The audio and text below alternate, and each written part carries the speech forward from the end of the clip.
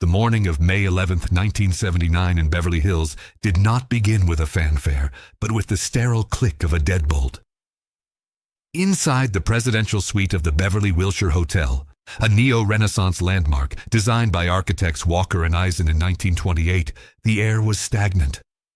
The suite, part of the El Camino Real wing, was constructed with Italian Carrara marble and thick, sound-dampening plaster walls. Yet it could not insulate its inhabitant from the reality of her own biological collapse. Barbara Hutton, once the richest woman on the planet, lay in a bed that had become her final fortress. The atmosphere was a heavy composite of Shalimar perfume and the metallic tang of pharmaceutical intervention. At 66, her body was a map of extreme physiological neglect. Years of a self-imposed liquid diet, consisting of up to 20 cans of Coca-Cola per day, spiked with vodka and a cocktail of intravenous vitamins and amphetamines, had induced a state of advanced emaciation. The mechanics of her decline were as much financial as they were physical. In 1933, at the height of her fiscal power, Hutton controlled a fortune of $50 million. When adjusted for the 2026 purchasing power, this reflects an astounding $1.21 billion. By the time the hotel staff found her unresponsive, her liquid assets had been bled dry. The bank account that once funded navies and purchased the loyalties of European royalty now held exactly $3,500, roughly $15,800 in 2026 value. This was not a sudden bankruptcy, but a systemic evaporation. For decades, Hutton had lived as a high-yield asset, being liquidated in real time. She did not die in one of her former estates, like the 18th-century Palazzo Winfield or the Moroccan Sidi Hosni. She died in a rented room, a transient in a space that cost $1,000 a night, a figure that would equate to nearly $4,500 today. The attending physician, Dr. Robert S. Rosen, noted the presence of multiple prescription bottles on the nightstand. By 1979, the United States was in the grip of a Valium epidemic, with Roche Pharmaceuticals producing billions of tablets annually. For Hutton, these were not merely sedatives, but the necessary lubrication for a life she could no longer endure. The suite itself was a tomb of luxury. The Beverly Wilshire was built with an E-shaped design to ensure that every room received direct sunlight, but Hutton's heavy velvet drapes remained permanently drawn. The darkness was necessary to hide the reality of her skin, which had become like translucent parchment due to decades of anorexia nervosa, a condition poorly understood by the medical establishment of the time, often dismissed as high society eccentricity. Behind her, she left a legacy of retail dominance that had fundamentally altered the American landscape. Her grandfather, Frank Winfield Woolworth, had built an empire on the psychology of the 5 and 10 cent store. His strategy was vertical integration, buying directly from manufacturers and eliminating the middleman, a precursor to the logistical models used by modern global retailers. But in the Beverly Wilshire, the logistics were simpler. The poor little rich girl was being moved from a suite to a gurney. Her final physical possession of note was a single 40-carat diamond ring, which she had reportedly forgotten to give away. It was a fragment of a jewelry collection that had once included the Romanov emeralds and the Marie Antoinette pearls, assets that were sold or stolen by a revolving door of hangers-on and opportunistic staff who exploited her drug-induced stupors. As the coroner's van pulled away from the Wilshire's cobblestone driveway, the world began to calculate the cost of a life spent in the pursuit of a void. But to understand the hollow at the center of the Beverly Wilshire, one must look back to the day the gold first began to pile up around a child who only wanted to be held. The year 1912 was a pivot point in the history of capital. It was the year the RMS Titanic sank, signaling the end of Gilded Age arrogance, and the year Barbara Hutton was born into the very apex of that vanishing world. Her cradle was woven from the profits of 1,800 retail stores.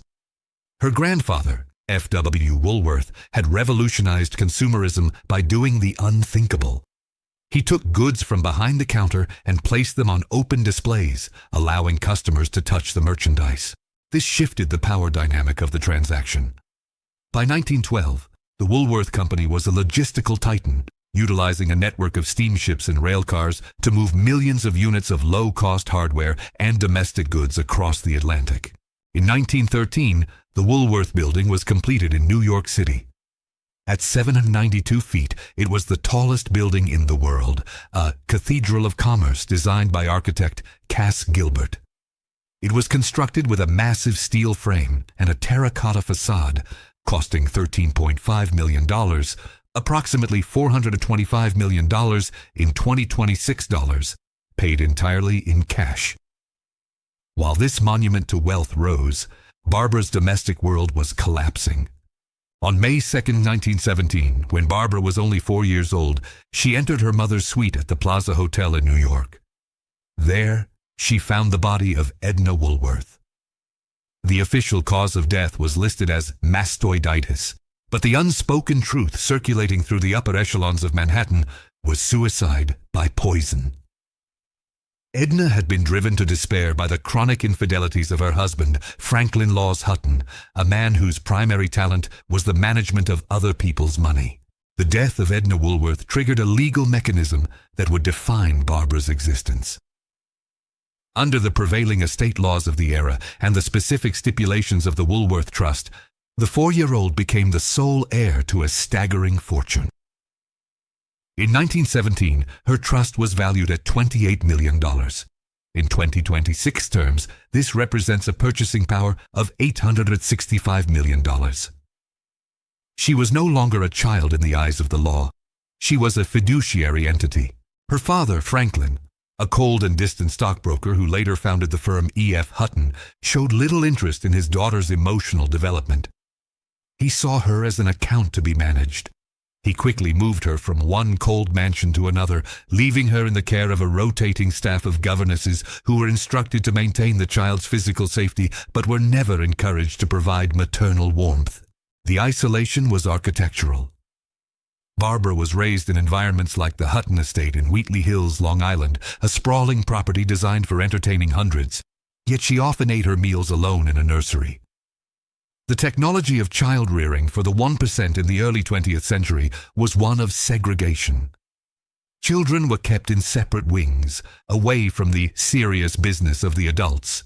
While her father was busy navigating the post-WWI economic boom, a period where the Dow Jones began its meteoric rise, fueled by the newly created Federal Reserve, Barbara was learning that human presence was something that had to be petitioned for. She began to develop a hyperfixation on inanimate objects. Dolls, fine silks, and early pieces of jewelry became her only reliable companions. By the age of 10, she was aware that her name was synonymous with a price tag. The 5 and 10 stores continued to expand, and every time a housewife in Ohio bought a tin bucket for 10 cents, Barbara's net worth ticked upward. But the logistics of her retail empire could not provide a supply chain for affection. She was a velvet orphan, living in a world where the floor wax was more expensive than the average worker's annual salary, yet the rooms remained perpetually empty. The Federal Revenue Act of 1917 had introduced higher tax brackets for the wealthy to fund the war effort. But the Woolworth Trust was shielded by complex legal structures that ensured Barbara's wealth grew faster than the government could tax it. She was being prepared for a debut that would shock a nation in the throes of poverty, unaware that her gold was a target for a new breed of predator. The world was about to meet the heiress, but the heiress was already looking for a way to disappear. By December 1930, the United States was no longer sliding into economic depression. It was plummeting. The unemployment rate had reached 15.9%, on its way to 25%. In New York City, soup kitchens operated by Al Capone were feeding thousands daily, while the bread line stretched around blocks of freezing men in tattered wool coats. In this climate of national despair, Franklin Hutton decided to introduce his daughter to society. The venue was the Ritz-Carlton Hotel on Madison Avenue, an edifice of Adams-style architecture designed by Warren and Wetmore. The debutante ball for Barbara Hutton remains one of the most tone-deaf displays of wealth in American history. The cost of the event was $60,000, a sum that translates to approximately $1.18 million in 2026 purchasing power. For context, a loaf of bread in 1930 cost 9 cents, and the average annual salary was $300. Barbara's party cost more than the lifetime earnings of 40 average American families. The technical logistics of the staged spring were a marvel of 1930s horticultural engineering. To counteract the New York winter, the ballroom was transformed using over 10,000 eucalyptus branches and 2,000 silver-painted birch trees. Thousands of roses were imported from California and the south of France, transported via refrigerated rail cars, a relatively new technology that utilized bunker ice systems to maintain a constant 40-degree Fahrenheit environment across thousands of miles. The air in the Ritz-Carlton was thick with the scent of lilies and the metallic ozone of the magnesium flash powder used by press photographers. These photographers utilized sachet bulbs, the first reliable flash bulbs, which contained aluminum foil in an oxygen atmosphere, triggered by a battery. Each flash was a miniature explosion, documenting a girl who looked in every frame as though she were attending a funeral. The guest list was a directory of the Gilded Age's survivors: Astors, Rockefellers, and Vanderbilts. They consumed 200 cases of vintage champagne and a menu featuring caviar, lobster thermidor, and pheasant. The music was provided by the Rudy Vallee Orchestra, the most expensive booking of the era. While the elite danced, the public was fed details by social secretaries who functioned as early public relations agents. The moniker, "Poor Little Rich Girl," was coined by the press during this week. It was a calculated narrative, half pity, half scorn. The public backlash was immediate and visceral. Letters flooded the newspapers condemning the Huttons for their profligacy while children starved in the boroughs. Franklin Hutton, an expert in market psychology, had failed to account for the optics of misery. Macroeconomically, 1930 was the year of the Smoot-Hawley Tariff Act, which choked global trade and deepened the Depression. But for Barbara, the economy was a distant abstraction. Her trust fund was generating interest at a rate that outpaced even her father's extravagant spending. On the night of her debut, she wore a dress of white tulle and a strand of pearls that had once belonged to the Russian nobility. The pearls were not merely jewelry, they were portable wealth, a hedge against the currency devaluations happening across Europe. As she stood in the center of the silver-painted forest, Barbara was approached by a man named Alexis Medivani. He was part of a trio of siblings known as the Marrying Mendivanis, self-styled princes from the Georgia region of the Caucasus who had fled the Bolshevik Revolution. They specialized in a very specific form of arbitrage, trading dubious titles for American industrial cash. Alexis looked at Barbara and did not see a debutante. He saw a way to fund his polo team for the rest of his life. The evening ended at dawn, with the scent of wilting roses and the reality of a world that now viewed Barbara Hutton as a symbol of everything that was wrong with capitalism. She had been presented to society, but society was in no mood to receive her. The debut was meant to find her a suitor who could protect her interests. Instead, it signaled to every high society scavenger in the Atlantic world that the largest unclaimed prize in history was now on the board. The flashbulbs had stopped popping, but the surveillance of her life had only just begun. Between the guests and the servants, the machinery of her exploitation was already being assembled, fueled by a fortune that was about to grow even larger upon her 21st birthday. In 1933, the world was undergoing a violent reorganization. Adolf Hitler was appointed Chancellor of Germany. The 21st Amendment ended prohibition in the United States, and Barbara Hutton turned 21. Under the terms of the Woolworth Trust, she officially gained control of her capital. Her net worth was certified at $42,000. In 2026 value, this is an incredible $1.02 billion in liquid and near-liquid assets.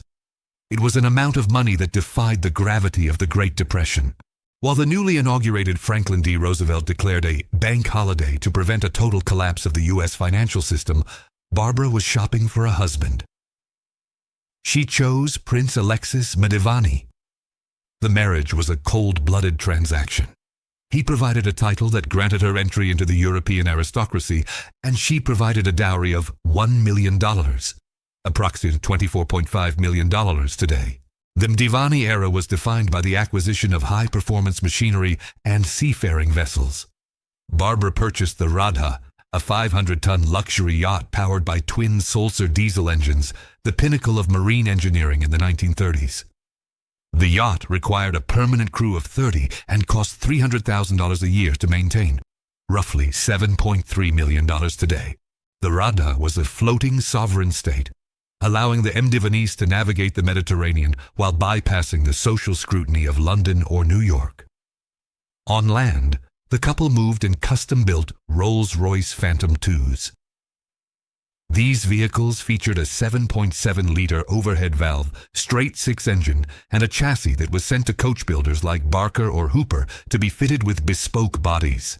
Barbara's cars were often upholstered in rare silks and featured vanity cases made of solid silver and ivory. The technical refinement of her lifestyle masked a rapid biological deterioration.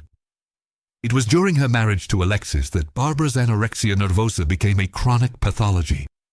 She began a regimen of starvation and stimulation, consuming black coffee, lemons, and early thyroid extracts, unregulated metabolic boosters that were the precursors to modern diet pills. Her weight dropped to 88 pounds.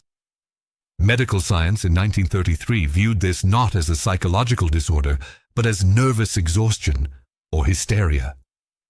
The Mdivanis spent their time in places like Biarritz and Venice, part of the Café Society, a group of wealthy transients who moved according to the seasons of polo and opera. Alexis Mdivani was an obsessive polo player, a sport that in 1933 functioned as the ultimate signifier of leisure. A single high-goal polo pony cost $12,500, $61,000 today, and a serious player required a string of at least 10. Behind the scenes, the Woolworth Board of Directors watched with mounting horror as the retail empire's dividends were funneled into Mdivani's gambling debts and equine investments. Alexis was not just a spender, he was a psychological predator. He reportedly told Barbara she was too fat and unrefined, systematically breaking her down to ensure she remained dependent on his noble guidance. The social context of the era favored the husband. Under many European jurisdictions, a husband had significant control over his wife's movable property. To counter this, Barbara's lawyers in New York utilized complex spendthrift trusts, a legal innovation designed to protect assets from the creditors and husbands of beneficiaries. The marriage reached its breaking point in 1935. The cost of the divorce was as staggering as the wedding. Alexis walked away with a settlement of $2 million, nearly $50 million in 2026 value. However, the price of his exit was paid not just in cash but in Barbara's health. She had learned that a title could be bought, but the man wearing it was often more expensive than the crown itself. Shortly after the divorce was finalized, Alexis Mdivani was killed in a high-speed car crash in Spain, driving a Rolls-Royce that Barbara had bought him. He was decapitated. For Barbara, the news was not a tragedy, but a closing of an account. She was already looking toward Denmark, where Count Kurt von Haugwitz-Reventlow was waiting. He was a man of genuine lineage, but he would prove to be a far more efficient monster than the prince. By 1936, the British Empire was paralyzed by the abdication crisis of Edward VIII.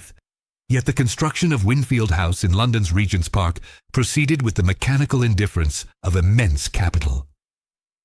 Barbara Hutton, having discarded her first husband, sought to anchor her identity in the soil of the old world. She purchased the lease of St. Dunstan's, a villa damaged by fire, and commissioned the architect Leonard Rome Guthrie to create a neo-Georgian masterpiece. The project was an exercise in architectural totalism. The cost was $5 million in 1936 currency, a figure that, when adjusted for 2026 purchasing power, exceeds $112.4 million. It was the most expensive private residence ever built in London at that time, spanning 12 acres of prime real estate. The structural engineering utilized a reinforced concrete frame, a necessity for supporting the sheer weight of the rare marbles and the massive steel-lined vaults required to house her expanding collection of jewelry and historical artifacts. The logistics of Winfield House required a standing army of 58 live-in staff. This included a butler, 3 valets, 5 chefs trained in the French brigade system, and a battalion of footmen and housemaids. The annual payroll alone, in today's money, would have exceeded $3.2 million, excluding the cost of uniforms, food, and board. The interior was a museum of displaced history. Hutton acquired the 18th century boiseries, carved wood paneling, from the Parisian hotel of the Duke of Uzès. The floors were laid with parquet de Versailles, and the bathrooms were carved from solid blocks of Italian breccia marble, fitted with gold-plated fixtures that utilized the latest in high-pressure plumbing technology. To heat the 35-room mansion, a massive coal-fired boiler system was installed in the basement, consuming tons of fuel daily to maintain a constant 72 degrees Fahrenheit, regardless of the London fog outside. In 1936, the global economy was in a state of fragile recovery under the New Deal in the US and the rearmament programs in Europe. While the average British worker earned roughly $200 a year, Hutton was spending that amount every few hours on horticultural whims. The gardens of Winfield House became the second largest private green space in London, surpassed only by Buckingham Palace. She imported mature lime trees and thousands of white gardenias, her signature flower, which had to be replaced daily by a dedicated team of florists. The engineering of the garden included a sophisticated irrigation system and a ha-ha wall, a sunken fence that created an uninterrupted view of the park while maintaining total security. This was not a home. It was a fortress of aesthetic perfection designed to repel a world she found increasingly hostile. Inside this limestone shell, Barbara's physical state continued to decouple from her financial reality. Her new husband, Count Kurt von Haugwitz-Reventlow, was a Danish aristocrat with a penchant for absolute control. He oversaw the domestic management of Winfield House with Prussian efficiency, vetting her visitors and monitoring her correspondence. Reventlow's influence extended to her diet, or lack thereof. Barbara's anorexia was now a fully integrated component of her daily life. Her meals were often reduced to a single cracker served on a 17th century Sèvres porcelain plate. The contrast was grotesque. A woman possessing enough wealth to feed a city, yet unable to consume more than a few hundred calories a day. She suffered from chronic vitamin deficiencies and kidney ailments, conditions exacerbated by the excessive consumption of slimming potions containing dinitrophenol, a highly toxic metabolic stimulant used in the manufacture of explosives, which was unregulated in the 1930s. The archival records of her purchases during this period show a desperate attempt to fill the void of Winfield House with historical weight.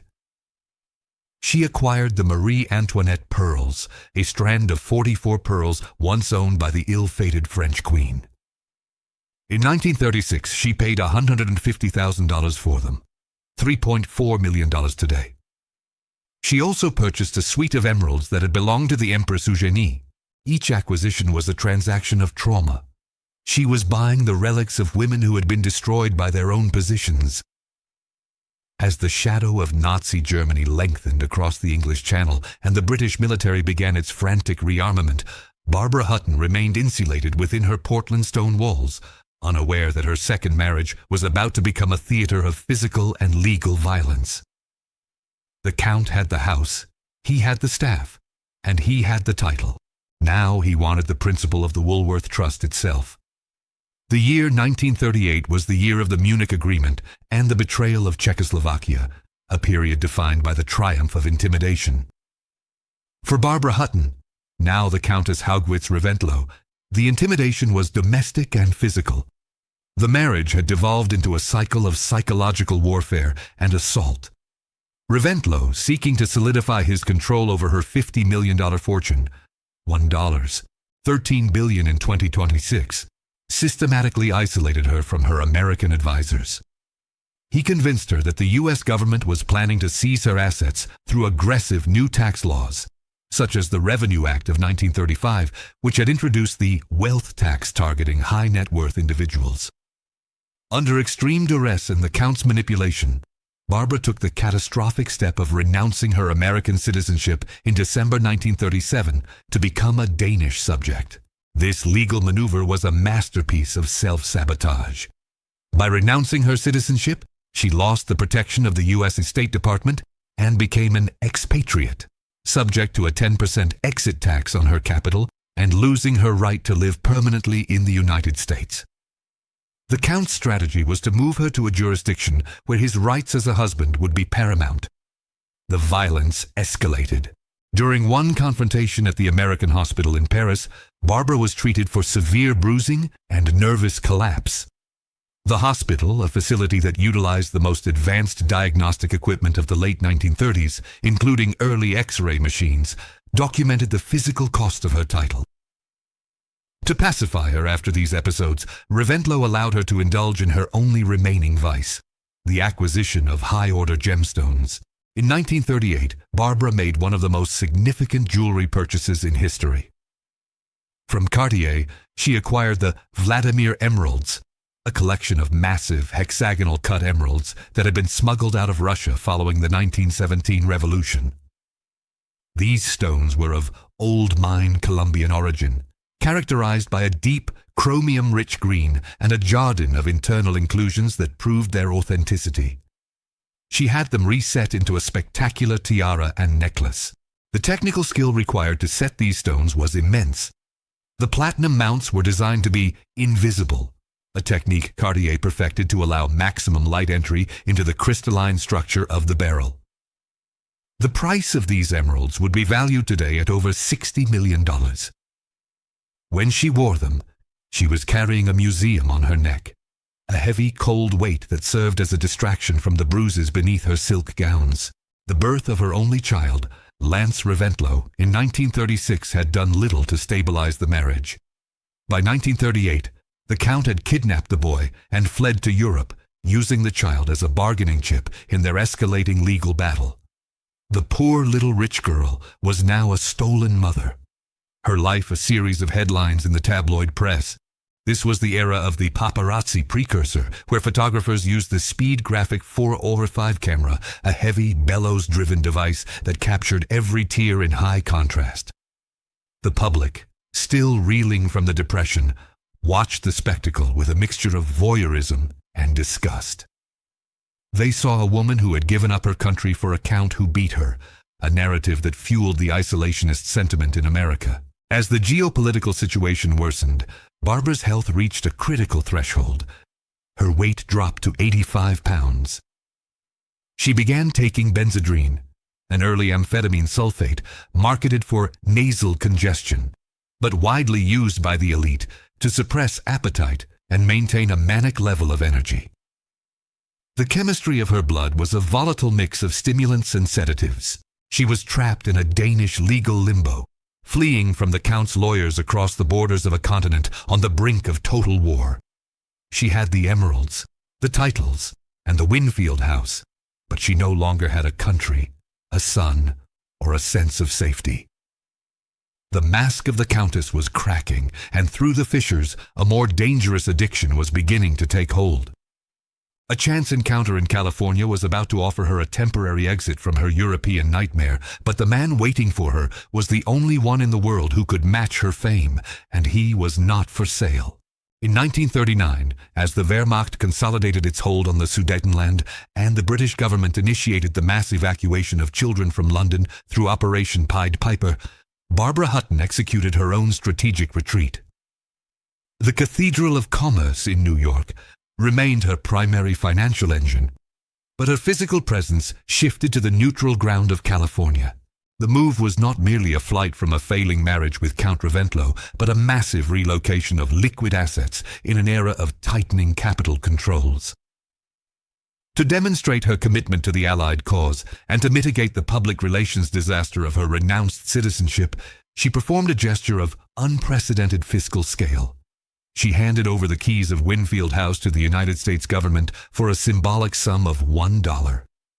In 1940, the estate was valued at $5.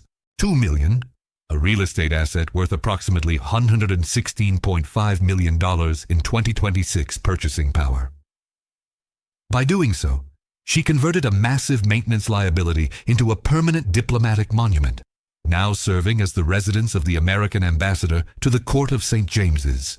The technical context of her wealth during the war years is a study in retail resilience. While heavy industry pivoted to the production of the M4 Sherman tank and the B-17 Flying Fortress, the F.W. Woolworth Company adapted to the scarcity of the domestic market.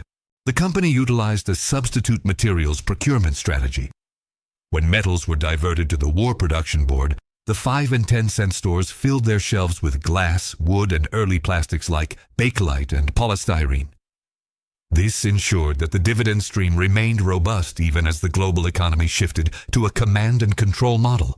In 1941, the company reported a net income of $26 million, of which Barbara received a fraction that allowed her to maintain a lifestyle of insulated luxury in Pacific Palisades. It was in this environment of high-stakes Hollywood socialite culture that she encountered Archibald Leach, known to the world as Cary Grant.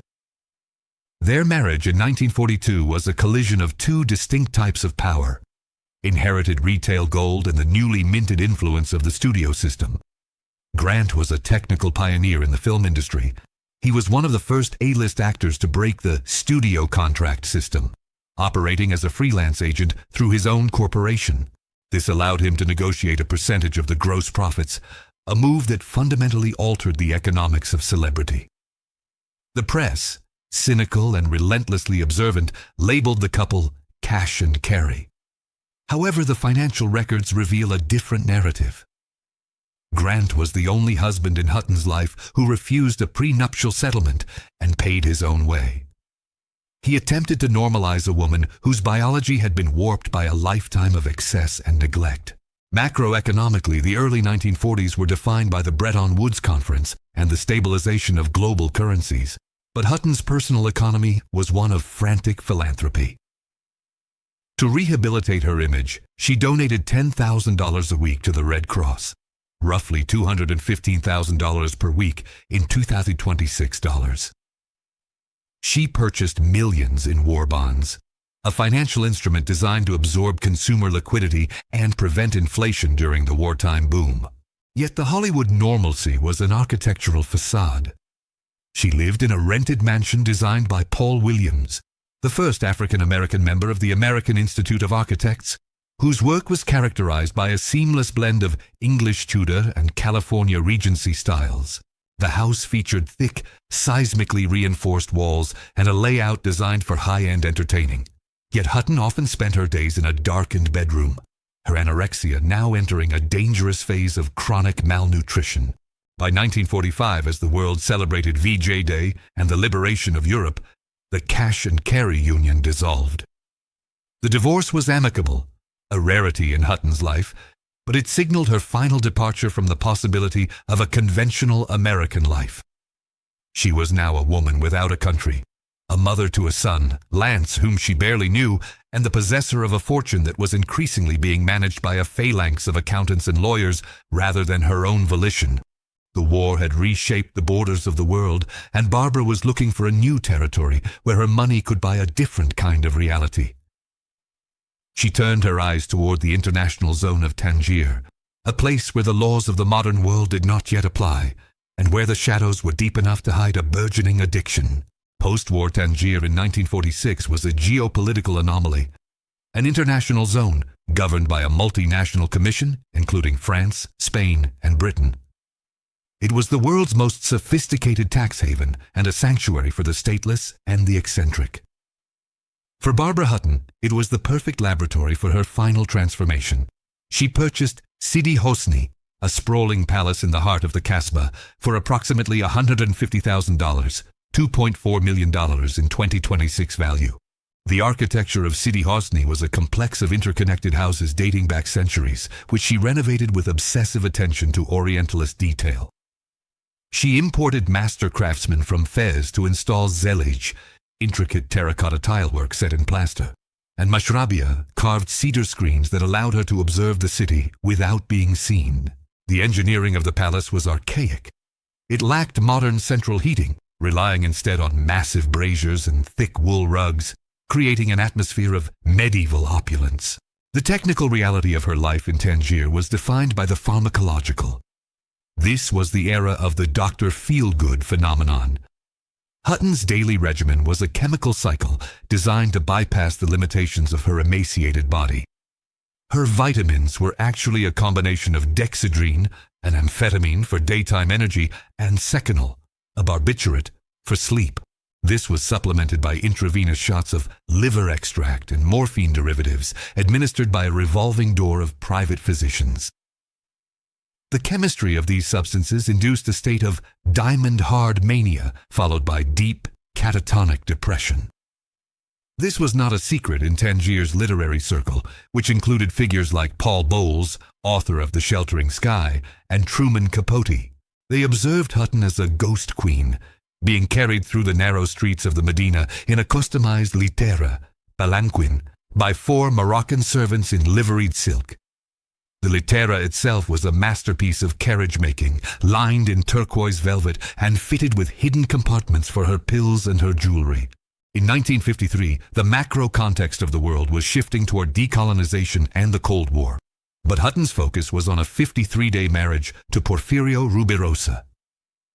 Rubirosa was a Dominican diplomat and professional polo player whose primary export was his own charisma. He was a master of the long con, utilizing his position to access the bank accounts of the world's wealthiest women. The marriage was a financial catastrophe of historic proportions. In less than 2 months, Hutton gifted Rubirosa a B-25 Mitchell bomber, a converted military aircraft worth $250,000, roughly $3.1 million today, a coffee plantation in the Dominican Republic, and a fleet of racing cars. When the marriage inevitably collapsed, the divorce settlement cost her $2.5 million. In 2026 terms, that 53-day whim cost her approximately $31.2 million. It was the most expensive vacation in the history of the Woolworth fortune. The logistics of her wealth were now being cannibalized by her lifestyle. To fund the Tangier Palace and the Rubirosa settlement, she began to liquidate her most stable assets. She sold blocks of Woolworth stock that had been held in trust for decades, a move that diluted her family's control over the company. The retail empire her grandfather built was now being fragmented to pay for the presentes de despedida, farewell gifts, she gave to every lover who crossed her path. Her jewelry collection, once a stable hedge against inflation, was also being liquidated, or more frequently, given away in fits of drug-induced generosity. She famously gave a Cartier diamond ring to a passing acquaintance because they looked sad. The ring was worth $50,000, $600,000 today. By the mid-1950s, the shadow mentioned in her diaries was no longer just a metaphor for her loneliness, but a description of her physical presence. She had become a porcelain empress, a woman whose bones were so brittle from calcium deficiency that a simple fall could, and often did, result in multiple fractures. The palace in Tangier, with its 18th century mosaics and cedar-scented air, had become a golden tomb. She was surrounded by hangers-on, who facilitated her addictions in exchange for access to her credit lines. The greatest tragedy, however, was not the loss of money, but the loss of her son's respect. Lance Reventlow was now a young man, a professional racing driver who saw his mother not as a parent, but as a cautionary tale of what happens when capital loses its purpose. The next decade would bring the final legal battles for his custody and the ultimate collapse of the Hutton name, as the poor little rich girl prepared for her final move back to the hotels of California. By the late 1950s, the financial architecture of the Woolworth Empire was beginning to show structural fatigue. Yet Barbara Hutton's primary concern was the increasingly strained relationship with her only son, Lance Reventlow. Lance had become the embodiment of everything Barbara was not. Physically robust, fiercely independent, and obsessed with the mechanical precision of high-speed racing. In 1958, Lance founded Reventlow Automobiles Inc., RAI, in Venice, California. The technical goal was to build the first American car capable of defeating European dominance in Formula One. This endeavor was funded almost entirely by Barbara's capital. The Scarab racing cars were engineering marvels of the era, utilizing a space frame chassis and a highly modified Chevrolet small block V8 engine. Each scarab cost approximately $50,000 to produce in 1958, roughly $540,000 in 2026 value, a staggering investment for a privateer racing team.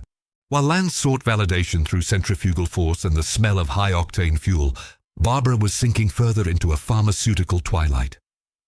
Her fifth and sixth marriages, to the professional tennis star Gottfried von Cramm and later to the Vietnamese prince Raymond Don Vinh, were brief, expensive, and legally complex. Von Cramm, a man of genuine integrity who had survived the horrors of the Gestapo during the war, was perhaps the only man who tried to intervene in Barbara's drug use. However, the chemistry of her addiction was now too advanced for domestic intervention. She was consuming massive quantities of Librium and Valium, sedatives that had been introduced to the market by Hoffmann La Roche in 1960 and 1963. These drugs, marketed as mother's little helpers, were intended for mild anxiety, but in Barbara's hands, they were tools for total emotional anesthesia. The legal battles for custody and financial control reached a fever pitch in the early 1960s. The judicial system of the time, still largely patriarchal, viewed Hutton's lifestyle through a lens of moral failure. Her legal team, a phalanx of New York's most expensive attorneys whose retainers exceeded $250,000 a year, over $2.6 million today, fought to keep her private life out of the tabloids. But the cost of silence was high. Every divorce and every legal settlement acted as a death by 1,000 cuts to the Woolworth Trust.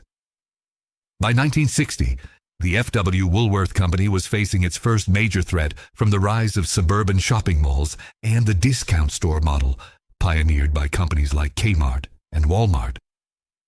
The macroeconomic shift from downtown 5 and 10 stores to suburban big-box retailers meant that the dividend checks Barbara relied on were no longer guaranteed to grow. Despite the shrinking margins, Barbara's generosity became a form of pathological spending. She began to treat her jewelry as currency. The archival records of Cartier and Van Cleef & Arpels show that she was not just a client, but a major liquidity source for the luxury market. She would often buy an entire parure of rubies or diamonds, costing upwards of $500,000, roughly $5, $3 million today, and give individual pieces to nurses, hotel maids, or casual acquaintances she met in the bars of Tangier or Paris. This was not altruism. It was a desperate, transactional attempt to buy human warmth. To her son Lance, this behavior was humiliating. He saw his mother not as a benefactor, but as a ghost haunting her own bank account. The moral battle between mother and son was never resolved in a courtroom. It was played out in the silence between long-distance phone calls and the increasing distance between her hotel suites and his racing tracks. By 1965, Barbara had largely abandoned the pretense of maintaining a permanent home. Winfield House was a memory, and Sidi Hosni in Tangier was being neglected. She lived in a series of interconnected suites in the Ritz in Paris or the Pierre in New York. The technical logistics of her travel were immense. She moved with 24 Louis Vuitton trunks, each requiring a dedicated porter. The cost of this transience was nearly $200,000 a year in hotel fees alone, or approximately $95 million in 2026 value. She was a sovereign without a territory, ruling over a diminishing pile of gold and a growing collection of ghosts. The legal machinery that had protected her since 1917 was now her only remaining support structure, a skeleton of contracts and trusts that kept her upright while her physical body began to fail. The 1970s arrived with a global economic shock that Barbara Hutton was fundamentally unequipped to handle. The 1973 oil crisis and the subsequent market crash saw the Dow Jones lose 45% of its value, and the F.W. Woolworth Company, long a pillar of the American economy, began a terminal decline. As the real-world value of her shares plummeted, Barbara retreated into a state of physical and mental spectrality. She was now a permanent resident of the Beverly Wilshire Hotel. Her physical decline was a study in clinical extreme. Her weight hovered around 36 kilograms, 79 pounds. Her bones, starved of calcium and minerals due to her liquid diet, had become as fragile as porcelain, a condition known as severe osteoporosis, exacerbated by her refusal to eat solid food. The technical specifications of her daily existence were harrowing. She was rarely seen standing. When she needed to move, she was carried in the arms of a bodyguard or a private nurse. This was not due to a lack of muscle, but a total loss of bone density and equilibrium. Her diet consisted almost exclusively of cold Coca-Cola, served in Baccarat crystal, and a revolving assortment of pills. The chemistry of her blood was a volatile cocktail of amphetamines to stay awake and barbiturates to sleep. This cycle induced a permanent state of paranoia. She became convinced that the hotel staff were agents of the IRS or that her former husbands were plotting to kidnap her.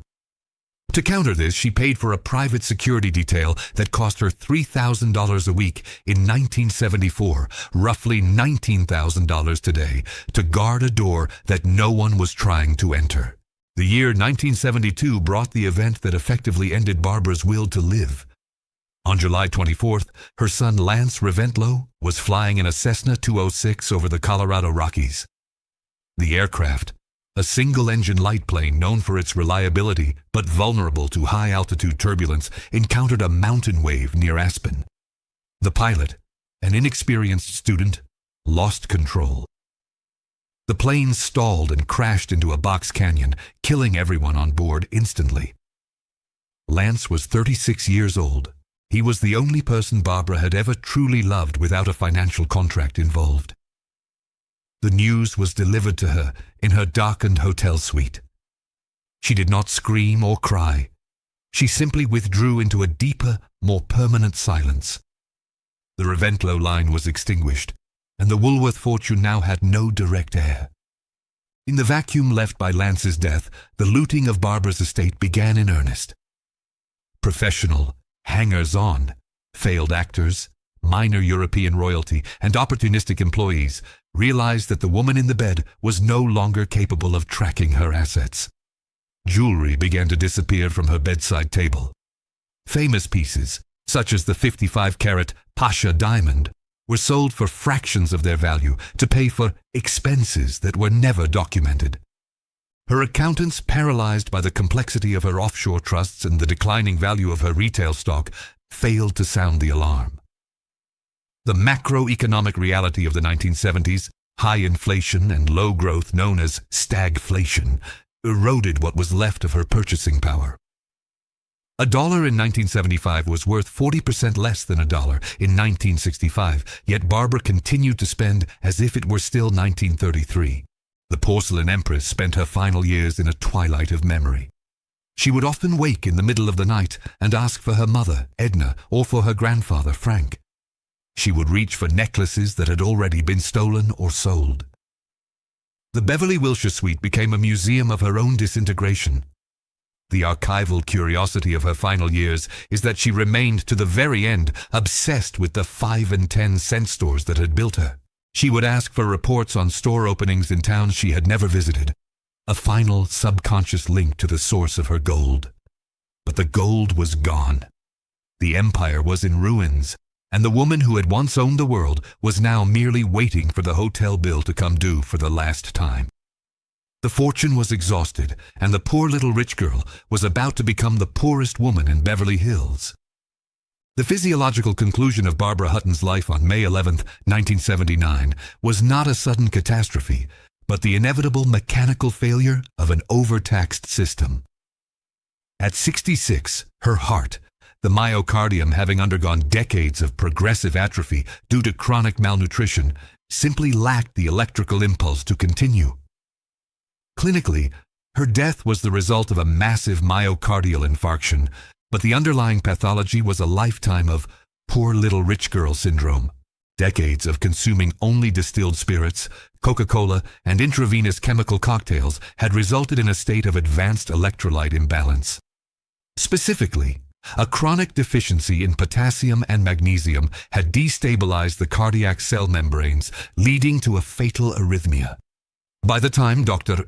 Robert Rosen arrived at the Beverly Wilshire's presidential suite, the woman who had once been the focus of the world's most sophisticated logistics was a 36-kilogram shell of translucent skin and brittle bone. The setting for this final collapse, the Beverly Wilshire, was a neo-Renaissance structure that had become her de facto fortress. In 1979, the hotel was undergoing a transition in management, yet it maintained the rigid service standards of the early 20th century. Hutton's suite was a vacuum of history. The air was conditioned by a 1970s-era HVAC system that struggled to filter the cloying scent of stale perfume and antiseptic.